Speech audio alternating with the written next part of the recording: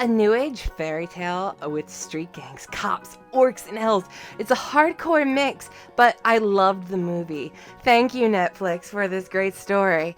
Also, to crooked critics who write bad reviews about anything that they aren't getting paid for, you can go bond yourself. Listen up, people. The Bright Smear campaign is happening for a reason. If it is successful, it changes the landscapes of the movie industry. Big budget movies skipping theaters straight to Netflix. I love a good conspiracy, but nah. It's just a misstep by Netflix. They've done a ton of great stuff. A misstep like Bright was inevitable. Adam, you are in the minority of individuals that didn't like the movie, so how was it a misstep? Well, since you asked so very nicely, Netflix is an amazing thing. It's a phenomenal source of entertainment, and by and large, its in-house exclusive programming is rather solid. That said, this past year, they've released 3 rather large-scale blunders. The first was Iron Fist, which has been pummeled so far into the ground that even a smarmy internet review host like myself doesn't even need to touch it. The second was Big Mouth, which was mostly down to poor art direction and some even poorer voice work. But the third, oh, Jesus Christ, the third. Bright was released on December 22nd, 2017. Oh yes, friends, this is hot off the presses, to the rapturous calls of critics labelling it the worst film of 2017, despite it having a somewhat decent premise of mythical races living alongside humans in modern Los Angeles, with of course a very open theme of race relations tied to the main narrative. So my initial thought was, this is going to be like a grown-up version of Zootopia. You got similar, themes of race relations in modern society with police, just replace, the bunny and the fox with an orc and an elf. Kinda made sense on paper, and I'll be honest, the initial trailers actually made it look quite good. So, where was the fuck up? From the director of Suicide Squad. Ah, there it is! So, if your director is going around making dumb statements like this, fuck Marvel! The deck is certainly heavily stacked against you. And I'll be honest, going in, I wasn't sure what I should expect. The bar of quality on Netflix is usually rather high, and this has a staggering $90 million budget, so clearly the executives believed in it. Maybe Suicide Squad was just a fluke, and the fanbase was actually right this time. Yeah, no. We all saw the tweets and the user reviews I found in the intro. It's bad. It's really bad. So, how would you open a film in a visually stunning way? Oh, I don't know. How about we have an orc shoot Will Smith in the chest? Yeah, that'll do. Okay, that's oversimplifying it. Let's have a do-over. It opens on the streets of Los Angeles, with Will Smith's character Daryl Ward waiting on his orc partner Nick Jacoby, played by Joel Edgerton, to bring him lunch. And seriously, Ward just gets shot. There's no build-up, no reason, just, hey, here's another orc, but this one has a shotgun and a hoodie. Yeah, bad guys. It's so poorly done and out of place. Were they in an orc neighborhood? Was the orc robbing the store? The answer to both, simply put, is no. It's just a convenient event to cause a rift between Ward and Jacoby. You really can't do this. Every story needs cause and effect. You can't just shoot your main character out of the blue. That's bad storytelling, especially when we know literally nothing at this point about the characters or the world they live in. And then it just smash cuts to, his bedroom? Was the shooting a bad dream? Oh, no, it was yesterday. Apparently, Ward survived with 0 injuries, despite taking a shotgun point blank to the chest while wearing, at best, minimal body armor. I have 2 words. Plot convenience. Alright. I'm gonna be honest with you, alright? Please. I don't fuck with no fairies. You need to fuck with that one. Painful dialogue aside, the acting here is woeful at best, poorly directed at worst. Will Smith honestly looks like he's bored, and the actress playing his wife is stepping all over his dialogue. Outside, we meet the neighbours and get a lovely dose of quote-unquote social commentary. Fairy lives don't matter today. This running theme of social issues is all that holds the film up in the long run, and honestly, it's off to a really bad start. It instantly gets more ham-fisted when we meet Ward's daughter, who literally has 3 character changes in the space of 2 minutes. Initially, she's all, "Orcs are dumb and mean, and your orc partner got you shot," which Ward quickly corrects. Then outside, when Ward does a total fucking U-turn for no reason on a visiting Jacoby, she scolds him for literally what she just did inside. And finally, when we get to an unseen grandma's place, she pops out with this gem. Why do you have to be a policeman? Everybody hates policemen. What the hell is this bullshit writing? I get that over the course of a story, a character will go through a change to achieve a goal, but this is in the space of 3 back-to-back scenes, with no real obstacles or character development. It's just inconsistent tripe. At least it looks nice so far? Credit where credit's due. The makeup work on the orcs is fantastic, and the CG work on the fairy is pretty good. It's just a shame that the writing is Tommy Wiseau here. Okay, to be fair to The Room, for as flawed as it is, even that script understood, you have to follow some basic rules of character development. And this piss-poor writing goes on and on. In the car on the way to the station, Ward is an absolute dickhead to Jacoby, but as soon as he gets to the locker room and the other cops start trying to attack him over his orc co-worker, he sticks up for the Burke, only to try and get the poor bastard dropped as his partner literally 30 seconds later at roll call. You can't flip-flop like this, you just can't. I've seen so many U-turns out of Will Smith and his fictional kid that you'd think they were running for office. I guess better Will than Jaden. Actually, scratch that. I would so be down for a Jaden Smith presidency, but only, and I repeat, only if he gets inaugurated in the white Batman costume. Come on, that would be goddamn hilarious. Oh yeah, cut between this is a drive-through of Elf Town. Why is this important? Hint, it's not. I guess we had to spend that $90 million budget on something other than slow-mo. No wonder this Burke director works so goddamn well with Zack Snyder. Whatever, has anybody got any ideas on how to advance the plot? You know what'll be funny? You know what'll be really funny? We get some like filthy homeless man, like covered in just dirt and shit, swinging a sword around in a downtown LA neighborhood, completely ignoring the fact that this world has guns as well as swords. Wouldn't that be just stupid? Wouldn't that just be the stupidest shit you could think of? That's what fucking happened, isn't it? God fucking damn it. Well, here he is, swinging away like John Prescott at a press conference.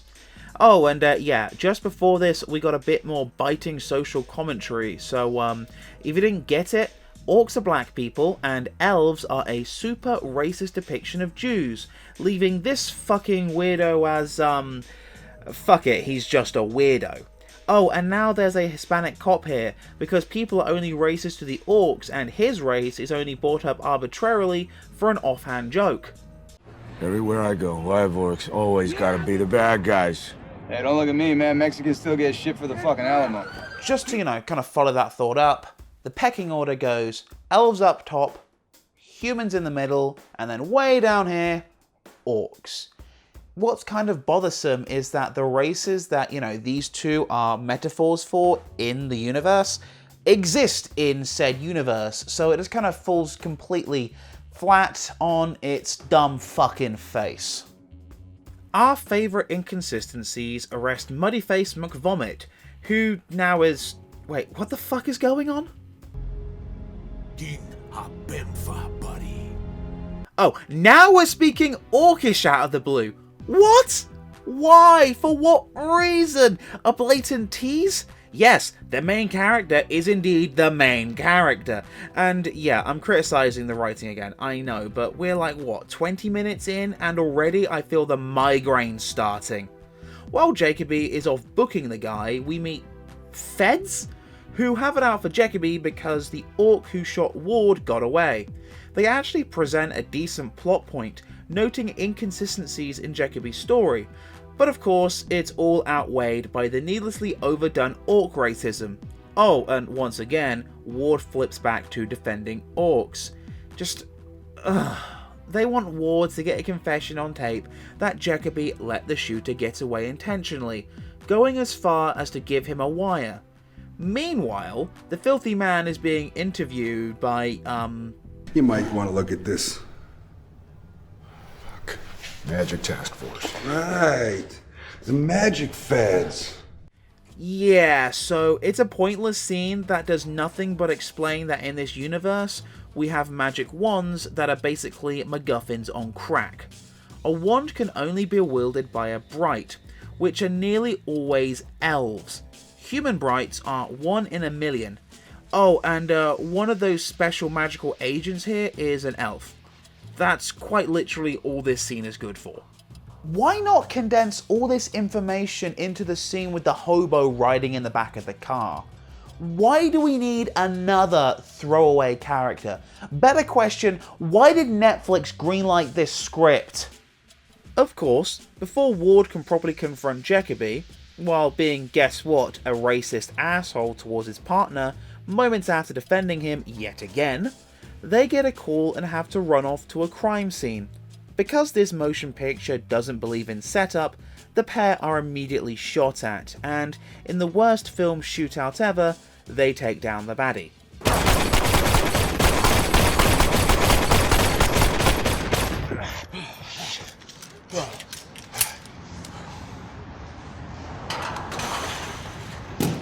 We got him. Exploring the property, we actually get, surprisingly, a bit of main plot thrown at us, only half a goddamned hour in. As it turns out, this house is full of dead people, some bint strapped to the wall, and an elf who only speaks Elvish. Oh right, and a magic wand. No biggie, just, the MacGuffin the rest of the story hinges on. Did I mention how far in we are? The film's about, give or take, 2 hours long, and the fact that, we're a quarter of the way through, and the main plot is just getting established now is astounding. After Elf Woman blows up a car, the pair finally do their jobs and call in their backup, since wands in this universe are weapons of mass destruction.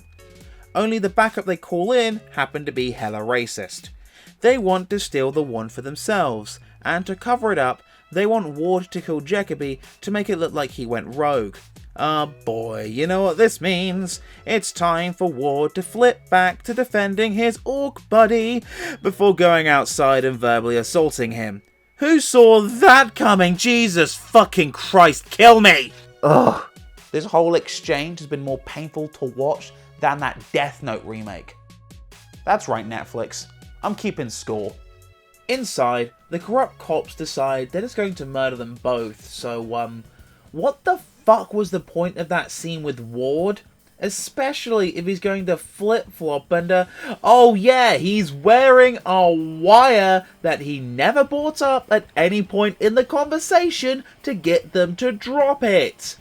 Outside, the dumbass duo are still fighting, eventually reaching the climax where Jacoby confesses that he helped the shooter from the intro go because he lost the actual shooter and the one he tackled in the alley was just another orc wearing a similar hoodie. One terrible metaphor about how poorly treated African Americans are by police later, and out come the 4 cops to gun the pair down. Only instead, this bullshit happens.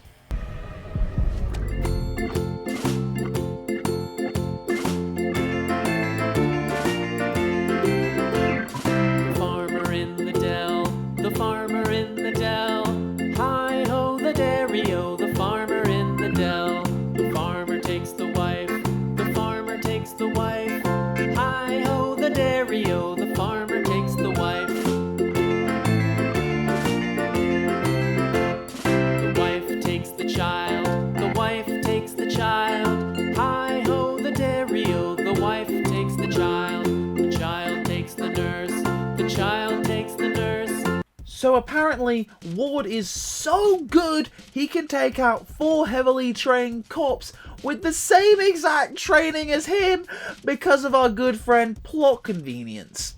Naturally, Jacoby is pissed, but because this was written by a man-child, it's just brushed aside in a quick argument. Just in time for a Latino gang to show up from the local neighborhood and kickstart how the rest of the story goes. Every 15 minutes from here on out, someone else wants the wand, and we get a flashy and ultimately pointless action scene, such as a car chase, where the gang is going apeshit to get the wand, only for it to end because the Mary Sue stick is getting too far from its owner and causes the car to crash in a rather expensive slow motion sequence. Look, I appreciate that writing is hard. I really do. I spend a long time on the scripts for this show. But do you know what isn't hard? Getting a second pair of eyes to gloss over your first draft. Finally, at the 50 bloody minute mark, back at the apartment, we get to meet the main villain. This, other elf woman and a bald guy, who proceed to kill everyone because they have to be baddies, otherwise we wouldn't have an easy to digest narrative despite the fact we're halfway through the film's running time. So, now we can have the actual story of these 2 idiot cops and an elf on the run from an ultimate evil, because they have the thing that the ultimate evil wants. Or simply put, the first hour is completely pointless. You could have condensed all that information down into at least half the time. But no, this script was greenlit and rushed into production so Netflix could get this out for a Christmas release slot. Hey look, an action scene in an orc nightclub where the gang raids the place and they fight. And this scene exists because... seriously, right after this, they change clothes to avoid being spotted, so this whole exchange here did not need to exist narratively. But we've got to keep spending that overinflated budget somehow, so we're off to a titty bar for, a fucking shootout. Look, can I start glossing over the plot yet? Seriously, this is all it is. There's a vital confrontation, the elf baddies show up, and it ends with our pair scarpering. That's the rest of this fucking film right up to the finale, set to a mediocre soundtrack and some admittedly nice visuals. Occasionally, we see the magic police do something, but since we've got less than half of the film to do the actual plot, it rushes as fast as it can through literally everything. Tell ya what, I'll cut you a deal and jump to the next important scene. I can only, say the same complaints so many times before even I get bored, and frankly, I'm just as irritating as the writing in this shit show.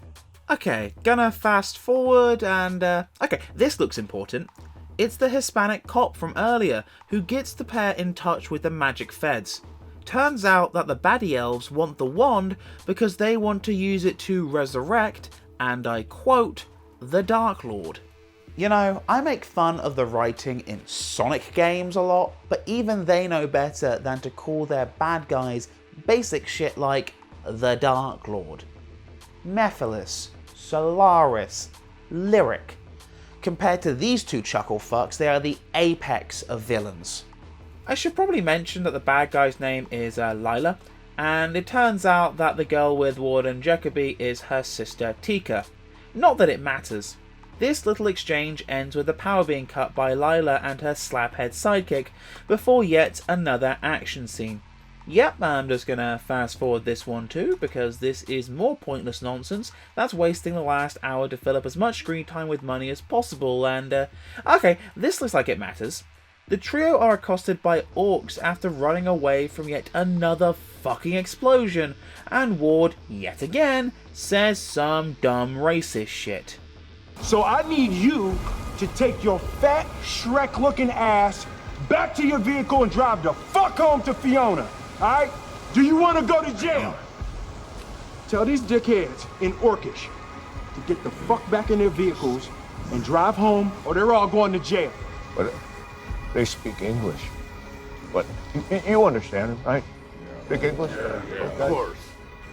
One well-deserved beatdown later, our favourite dunces and Tika are brought to the Chief Orc, who goes on a long diatribe that boils down to, "Hey, if you didn't get the blatant metaphors we're trying to make here, I'm just gonna spell them out for you, okay?"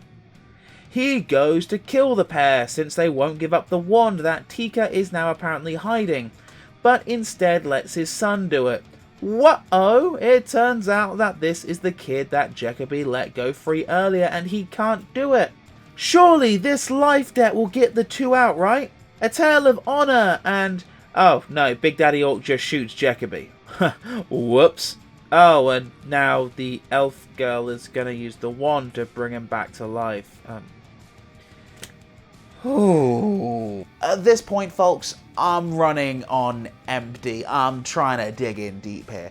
But we're nearly at the finale, so let's just plow on through and get this over and done with. It turns out that Tika can speak English, and using the wand is literally killing her, and she needs to go back to the crack house with all the dead bodies, which apparently has something she needs there. They take Tika back, and oh, of course, here's Lila. I'm so done with this nonsense at this point that even this semi-well choreographed fight scene is making me sleepy. Finally, after blasting Lila with a shot that should have also killed Ward, they go to the magical fucking tree in the basement so Tika can heal. Okay, seriously, why is this here besides this one fucking scene? Yet again, it's plot convenience and, oh, there's more now! Lila is magically healing upstairs by the goddamn fridge. When was it established she could do this? When was any of this established? Why am I still watching?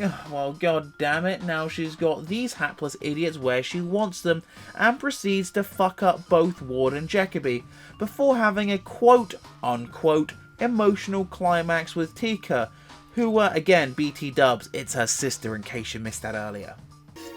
It's time to come home. Jacoby manages to get down and shoot the wand out of Lila's hand, and now it's the climactic finale. Ward is the only protagonist on his feet, and Jacoby is out of ammo. So if he, a human, grabs the wand, he will cause an explosion that will kill everyone, but also take out Lila so she can't resurrect the Dark Lord that was briefly mentioned earlier. He goes for the wand, and son of a bitch, he's a fucking bright. Yeah, okay, I'm calling it. Ward is a Mary Sue. Let's look at this reasonably and itemize it. He can outgun every police officer on the force. He can flip his moral compass depending on the situation. He can apparently take a shotgun blast to the chest and just sleep it off. And oh, now he's the one in a goddamn million human who can pick up a fucking magic wand. He is a definition Mary goddamn Sue, and it's more bad writing in action. Oh, just vaporize the bitch already. Christ on a bike, now the place is burning down, and Tika has disappeared. Jacoby gets out, but Ward doesn't. So Jacoby goes back in to save his partner's life. This would be cool to see, right? Well, no, we ran out of budget, so you just get Jacoby coming out of the building, a shitty wrap-up chat in the hospital where the pair agree to cover up the story with the magical police, and a write out of the Playbook Awards scene with a teaser for a sequel. Fuck this movie. Psst. Also, P.S. The fact that Ward was wearing a wire, yeah, that never comes up. Fuck you, asshole! I hated Bright. That's pretty obvious at this point. Between the poor direction, the poor writing, and the poor pacing, the core message got totally lost. And I know I mentioned this at the start of the video, but you know what film I kept thinking of when I was watching Bright? Zootopia. Yeah, Zootopia, the buddy cop family film from Disney of all people, that covers similar race themes but does it so much better, due to good characters, good writing, and not relying on an overabundance of action scenes to keep the attention of a passive audience. Oh, and this is also on Netflix, so if you need a better way to spend your evening, go for it. It's got my personal seal of approval, even if the fan base is worse than the bronies. And on the topic of these themes, look, I get it. I'm gonna get some funny looks from a few of you because, you know, I'm a white guy. But I don't think I'm unqualified to talk about racial themes in film, particularly where in Bright they're handled poorly. Compare Bright to something like La Haine, a film about the Arabic community in France and their horrific treatment that many times erupted in violence. Unlike Bright, it didn't rely on weak metaphors to make its point. It just unapologetically told the truth and showed the reality of life in the Paris projects for these kids. No orcs, no elves, no goddamn wands or reliance on action scenes. Sure, there's conflict, but there's also character development, a clear story arc, and the first hour isn't wasted on pointless shit that goes literally nowhere. And I suppose this brings us full circle to the end of this, Odyssey. I know I am far from alone in disliking this film, and the conspiracy theories online, while cracking entertainment, are, well, just conspiracy theories. Let me just say, there is no critical witch hunt against this film. That is stupid. I, myself, and, you know, a bit of an amateur critic, if you hadn't noticed this back and forth I'm having with the camera right now. So, you know, you are free to disagree with my opinion because, as a critic, I'm more than aware that it is my opinion. That's why I have a comment section down below. You're more than welcome to use it. And, you know, I actively encourage you to use it, particularly if you can back up your opinion with a well-reasoned argument. And, you know, considering now I've been going on for what feels like forever, I feel like I have backed up my bloody argument, frankly.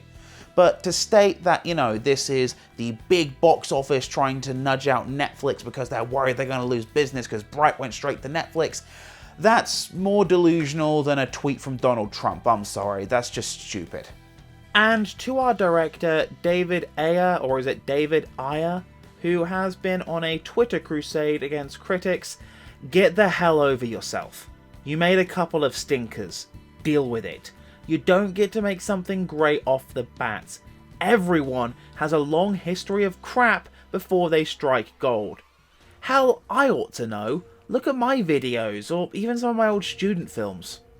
Basically, what I'm trying to say is, that's season 3! We're done! We will see you in season 4. Okay, seriously, how the fuck do I end this video?